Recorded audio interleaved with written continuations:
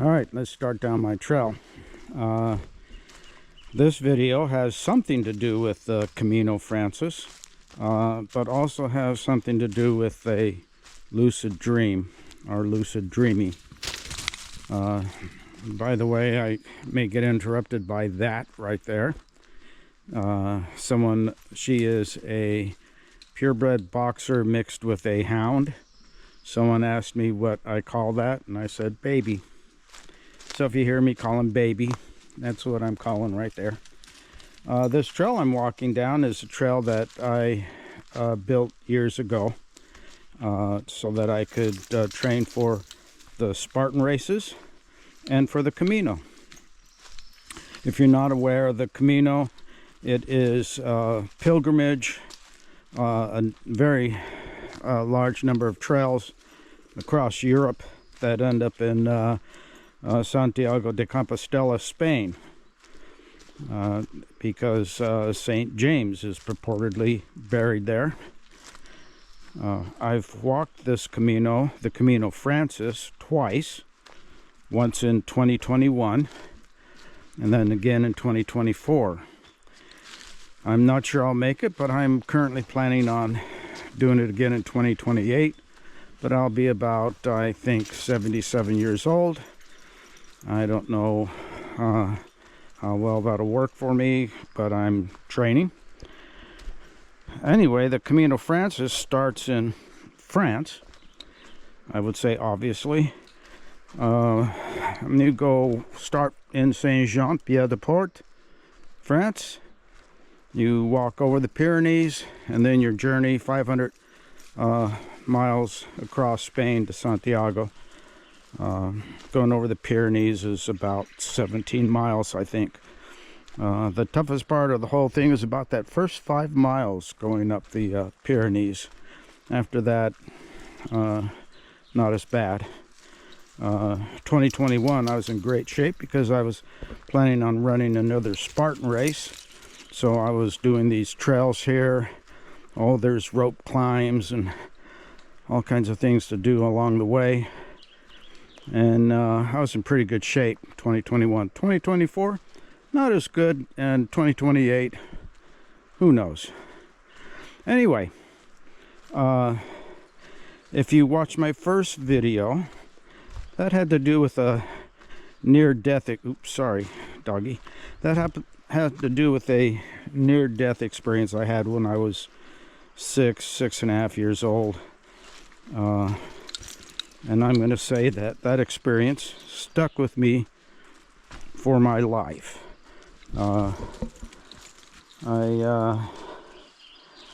constantly in my lifetime kept trying to answer questions about that experience and what it meant, and why I had that experience. Excuse me while I make these treacherous steps here.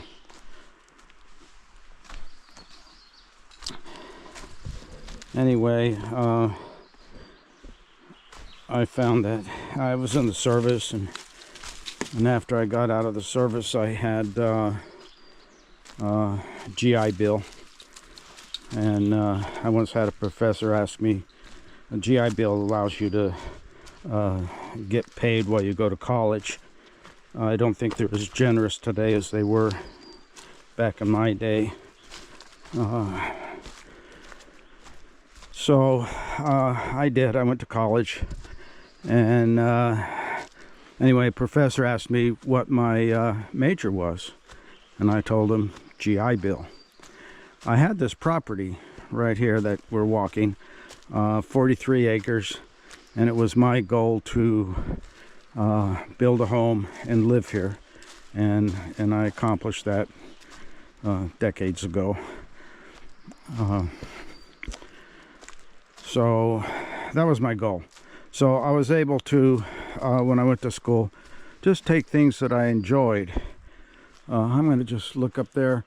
Right up there, I don't see them poking their heads out yet, but some turkey buzzards usually use that as a nest. They lay their eggs, and you see the babies poke their heads up at a time, but they're not there now, I guess.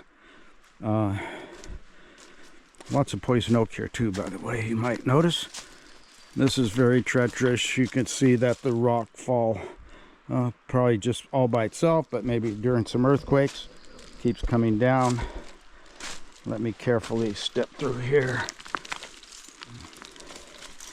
Anyway, so in college I took classes like religious studies, philosophy, political science, which you'll see come out maybe in later videos. And I kept my pursuit up because that, go back and check that video out. That near-death experience had quite an impact on my life. It didn't overwhelm my life in all aspects, but big part of it. Kept looking for the truth in things, God in things. So anyway, I ended up taking a lot of philosophy and religion, and I started practicing Zen meditation and different forms of yoga. And so it was, gosh, when was this? This was, probably mid 70s, quite a while ago. I started taking, with all these classes, I started practicing different forms of yoga. And it so happened that, now hold on a second. Baby! Qualia! Get over here. Here she comes. I got to keep her close. There are definitely bear and mountain lion around here. Always have to look up into the trees, make sure I'm not going to get sucker punched by a mountain lion. Bear, not as worrisome. They make a lot of noise. They don't care. Anyway, I'm losing track. So I went through that Zen meditation, the yoga, and did all kinds of interesting things like, and I recommend this, being silent, not speaking.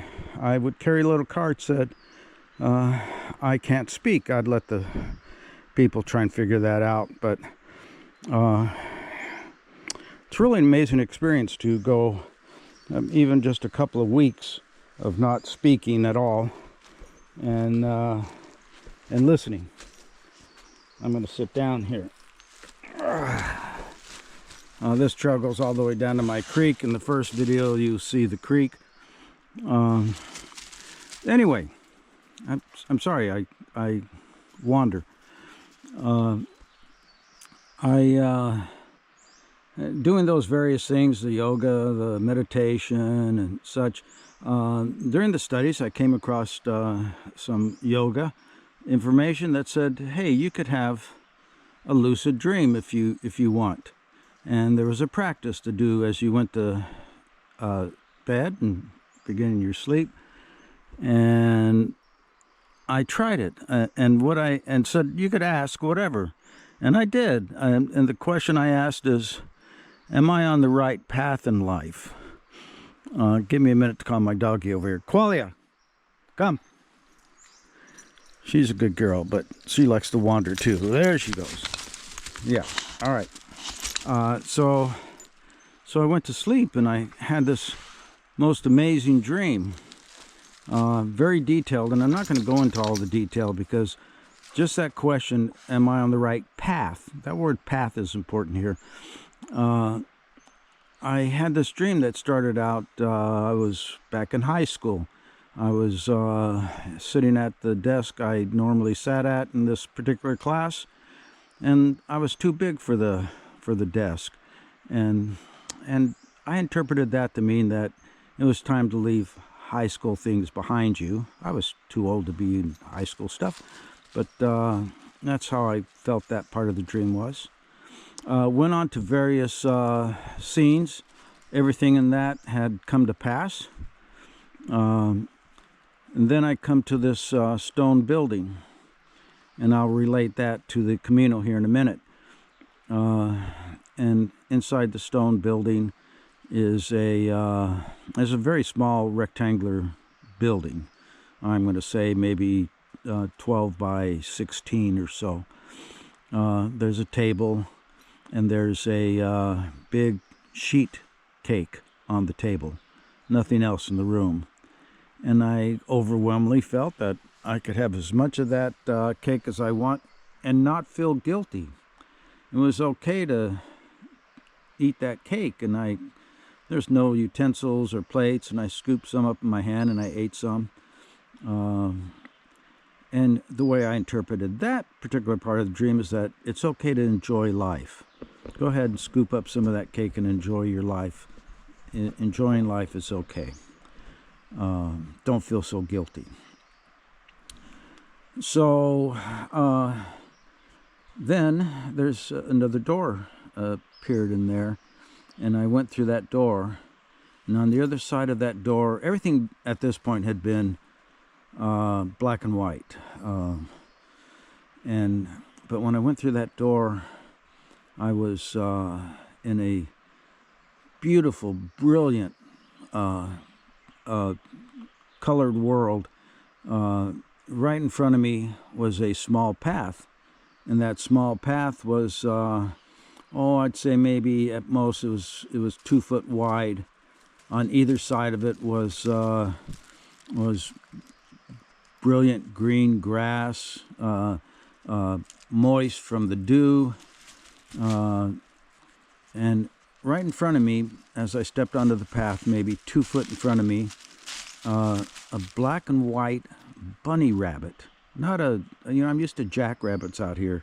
Big old rabbits, they move quick and jump everywhere.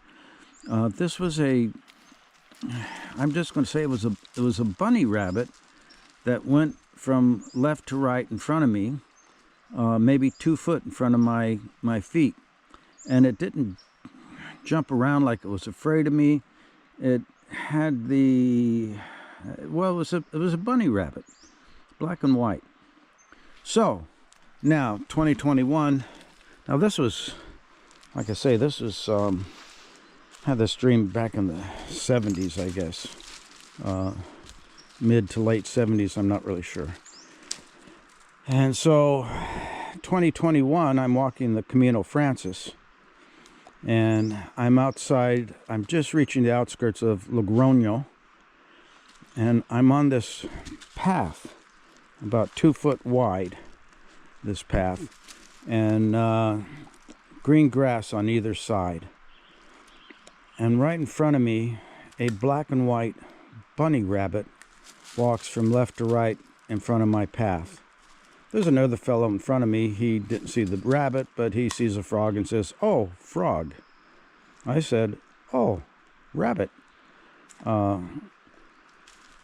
Now, black and white bunny rabbits may be all the thing in Spain. I don't know. They could be all over the place for all I know, but that's not what's important. What's important is that I saw this scene in the 70s, and it was a picture of something I was going to do in 2021. I don't understand that. A lucid dream, and the dream became reality. I don't exactly know what that means in life. I have a fear it means that we don't have free will, that everything's determined. I think Einstein says something like this: past, present, future is already laid out. And the dream, since I asked to see a path, well, it showed me a path I'd be on later in life. I kind of hope that's not the right interpretation of this, but there it is, and that's what I'm talking about. A lucid dream of the Camino. By the way, if you ever get a chance, walk the Camino Francis or any of the Caminos. An extraordinary experience. Now, one other dream, I'm going to say it was more of a nightmare. I'm going to show you my hand. Oh, kind of dirty, but that right there is a skin graft because I had cancer there. And I went to Stanford, and they take the skin from there, bring it up, and put it there because the palm of your hands, bottom of your feet, well, that's different skin than the rest of your body, and it's hard to make a graft for it. They innovated this at Stanford, and I was very lucky because they got all that cancer out. But I had this dream before I knew I had cancer of hornets, yellow jackets, coming out of the palm of that hand right about there, and it was kind of a nightmare. Some of them were heading up my wrist under the skin. That was quite the alarm. I think what that was my immune system saying, hey, you got a problem and I can't deal with it. You need to figure it out. And I did. I had a small lump starting there, and I had it checked out, and sure enough, I had cancer. It was a very rare cancer. At Stanford, sorry, the GoPro turned off. At Stanford, they told me that it was very rare, that I was like the 12th or 13th person to ever have it, that was registered about having it. And lucky me.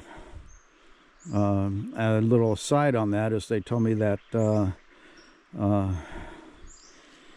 reggae singer who smoked a lot of pot, Bob Marley, he had lung cancer, and folks thought he died from lung cancer because he smoked pot. And this doctor at Stanford said that wasn't the case. He had this cancer on his foot. It metastasized to his lungs and killed him. Very deadly cancer, but very slow to grow and metastasize.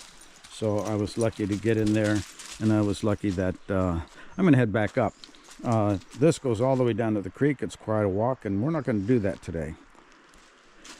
So that is my lucid dream about the Camino and how I ended up there decades later after that dream. And saw that bunny rabbit. Anyway, quite the dream. There are other aspects of the dream that I'm not going to go into right now. Some of it was good, some of it not. There was more to that trail heading up. Things that happen maybe have come to pass and some don't. Oh, the stone building that I entered, it was very much like in Colorado. There is a convento, and when I stepped in there, I was overwhelmed with the feeling that this was the building in my dream. There was no sheet cake there. There were a couple of nuns, and they did give me chocolate as a gift. So maybe that's where the cake came from. I don't know. There we go. All right, heading back up. By the way, that area there where the turkey buzzards are, I call that wall of rock because, well, it's a wall of rock. I'm not very descriptive, but that spot there. Anyway, this property that I'm walking, I bought back in the mid-70s, and cheap and steep. It didn't cost me a lot. So did I say it's about 43 acres? Very steep. Was exactly the price of an inheritance I got from my father. He died when I was a teenager, although him and my mom had been divorced for a number of years, since I was maybe 5. Anyway, he left me $12,500, which at that time was a lot of money, and that's exactly what the land cost. I hadn't anticipated any of that, but I bought the place and only thought about it after. There she got her toy. Anyway, I plan to make a few more videos. Not sure exactly what all of them are going to be. If you haven't checked out the video of the near-death experience, that's my first video. Please do so. Only because it will, you'll see how it influences, well, these things and other things I'll post if I get around to it. We'll see. All right. If I was on the Camino trail, I'd say buen camino. Thank you for watching, and we're done.